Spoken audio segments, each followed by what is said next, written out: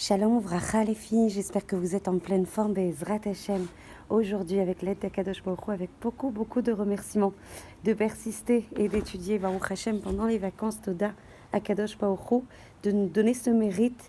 On va travailler en fait sur un point qui est l'expiation des fautes par un moyen simple et infaillible pour expier toutes les fautes des membres de sa famille. Vous savez que la femme, elle est considérée comme la Neshama, comme la Akeret Habayit, comme le pilier, comme le point central, comme la Mar'a de la famille Nahon. On a parlé de ça avec la rabbinite Kolodevsky, donc le miroir de la famille, en fonction de ce qu'elle impacte, de ce qu'elle injecte, de ce qu'elle regarde, de ce qu'elle dit, de ce qu'elle écoute. Elle va impacter en fait la pureté et la sainteté de sa famille. Et il est marqué en fait dans les Teilim pour définir l'idée d'intériorité, de pnimiout de la maison. Il est marqué dans les Teilim le terme yerer. Vous savez c'est quoi? Yarer, c'est la cuisse.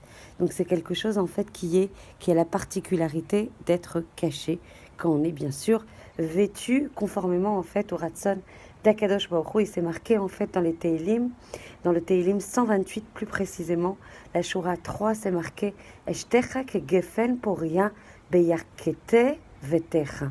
Beyarkete, ça vient du mot yarer, donc dans le mot cuisse, c'est marqué ta femme sera comme une vigne féconde à l'intérieur, dans la cuisse de ta maison. Alors on va expliquer évidemment qu'est-ce que ça veut dire la cuisse de ta maison, et ta femme sera considérée comme une vigne féconde. Le terme cuisse en fait qui est employé ici et fait référence en fait à une partie qui doit être strictement couverte, à la différence de certains autres membres du corps.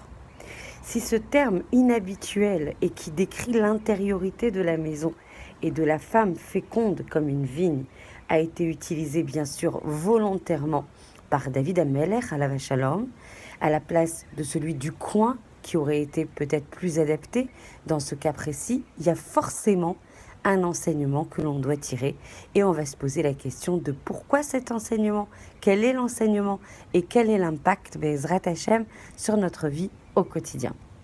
Le Rav Pinchas HaKohen Bar Chama va établir en fait un parallèle entre le misbéar qui expiait les fautes et la tzniut.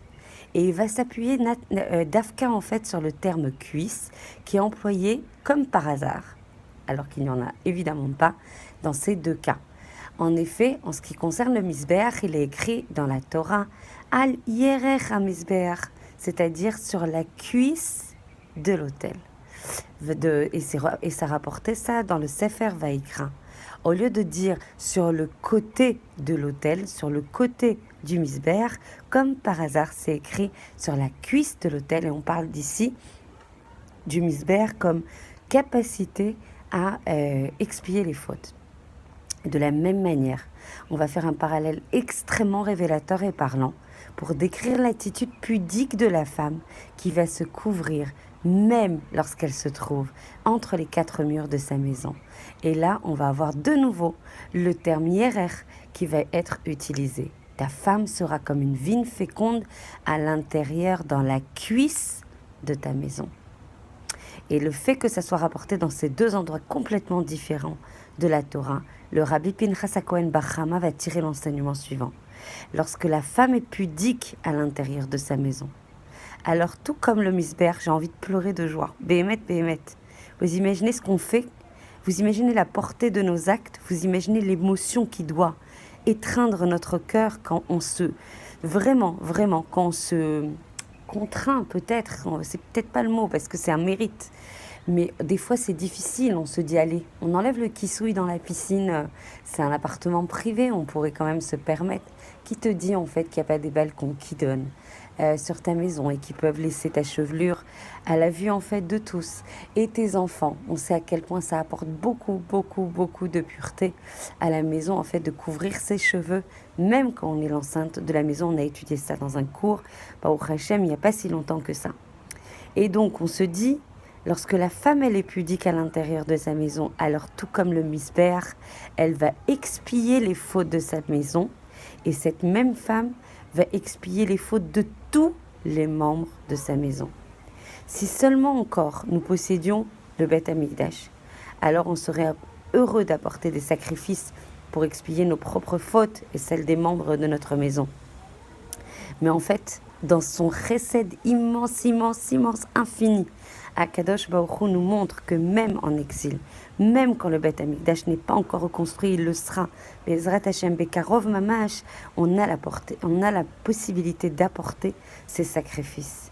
Nos Haramim nous enseignent, nous apprennent comment y parvenir. C'est en veillant à être pudique dans ta maison. Bien que ta porte soit fermée au domaine public, que nous sommes en présence de strictement nos proches et que nous souhaitons nous mettre un tout petit peu à l'aise. Cet effort que tu vas faire, cet effort que tu vas prendre sur toi, Béhémet, j'ai envie de pleurer de joie.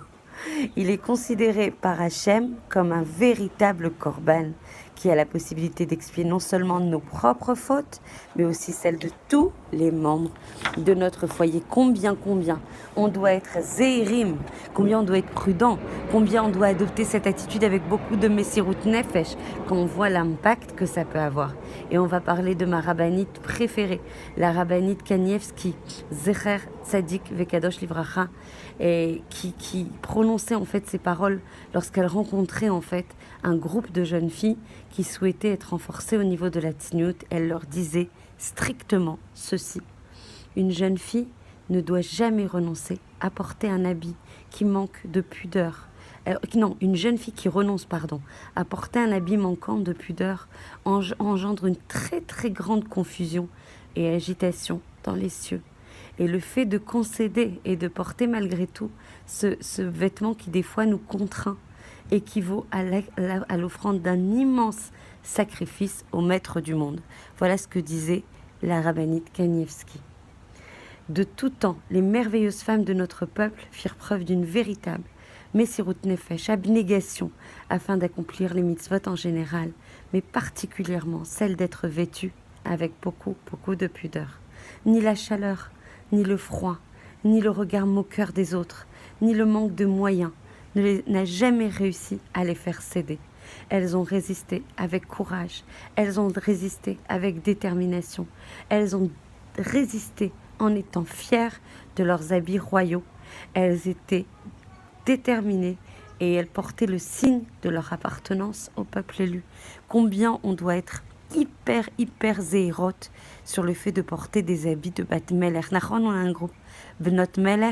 Alors si on veut vraiment être une Bat Meler, il faut porter des habits royaux, des habits qui nous distinguent, des habits qui protègent notre royauté de Bat Meler, des habits qui influent sur notre pnimiout, des habits qui protègent le Ham Israël, des habits qui protègent nos familles, des amis qui protègent mais qui enseignent plus que n'importe quelle école où on pourrait mettre nos enfants, plus que n'importe quelle étude que nos enfants pourraient étudier.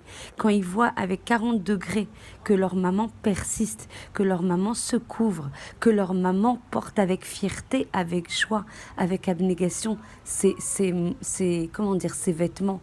Mais quel plus beau témoignage dans l'éducation de nos enfants. Franchement, est-ce qu'il y a meilleur message, meilleur héritage, meilleur message que l'on porte à nos enfants en disant: mais oui, mais même avec 40 degrés, je fais le Ratson d'Akadosh Baruch Hu. Je porte avec joie le Ratson et l'identité et le Tselem Elokim. Il n'y a pas plus grand héritage. On peut faire tout ce qu'on veut après. Tout ce qu'on veut, les mettre dans les meilleures écoles, leur faire étudier avec le meilleur avrer. On voit la maman qui ne porte pas ses habits royaux en étant conforme au Ratson d'Hachem. Ça dégrade, ça fragilise. Lo alenu, ça fragilise très fort l'enseignement de Yirat Shamaim et de Havat Hashem qu'on peut porter toute la journée à la maison. Je vais vous raconter une histoire au risque peut-être de déborder. Je vais essayer en tout cas. Et lors des 7 jours en fait de deuil de l'Admour de Klausenbourg, une inconnue se présenta aux endeuillés, une paire de chaussettes blanches en main. Et voici l'histoire qu'elle leur raconta. Dès la fin de la terrible Shoah, je rencontrai dans un camp le rabbi. C'était un Shabbat. Lorsqu'il remarqua que je ne portais pas de chaussettes aux pieds, il m'en demanda la raison et je lui répondis que je n'avais pas d'argent pour m'en acheter. Aussitôt, le rabbi retira ses propres chaussettes blanches et très hautes et me le tendit en me disant: « Moi, je n'ai pas besoin de porter des chaussettes, Mais une fille d'Israël, elle, en a le devoir. Je suis venue aujourd'hui vous rendre ces chaussettes. La femme éclata alors en profonds et violents sanglots, provoquant une profonde émotion dans toute l'assemblée. D'autant plus aujourd'hui, on porte des sandales, etc., sans forcément se couvrir, alors qu'alariquement, il est très très important de se couvrir, même au niveau des doigts de pied. Et il y a une autre histoire, mais je pense que je vais déborder. Donc, Bezrat Hashem, avec beaucoup de joie, je vous transmets cet enseignement au bord de l'eau, quand il fait 44 degrés à Eilat. Bezrat Hashem, que l'on puisse avoir le mérite de tout notre cœur, de respecter le Ratzon d'Hashem et de vérifier devant nous, à chaque seconde, la pureté d'intention de nos enfants, la pureté d'intention de notre mari. Quand nous impactons cette Yirat Shamaim, cette Gdusha du Ham Israël, avec beaucoup de Messirut Nefesh, avec joie, Bezrat Hashem, passer le stade de dire « oulala, comme c'est dur !» de penser au mérite que l'on a, la Netzar, et de vivre ça comme un Sahar aussi, même si on ne le fait pas pour le Sahar, on le voit devant nos yeux, quand on se couvre, quand on se protège devant nos enfants, on le voit, quelle pureté d'intention, quelle pureté, quelle Yirat Shamaim on enseigne à nos enfants, mais quel meilleur moteur pour se couvrir et se comporter comme une digne fille du Ham Israël, comme une Bat Israël, comme une Benot Meler, comme une fille de roi Bezrat Hashem. Je vous embrasse très très fort, je vous souhaite une journée remplie de Kedusha et de Tahara, d'études de Torah. N'oubliez pas les arbot, de multiplier l'étude de Torah, même si on est au bord de la piscine, évidemment, dans des plages qui sont séparées, parce qu'on n'a pas le droit d'étudier la Torah quand on est face à des nudités ou à des choses qui ne sont pas conformes à la halakha. Je vous embrasse très très fort et je vous souhaite une très très belle journée.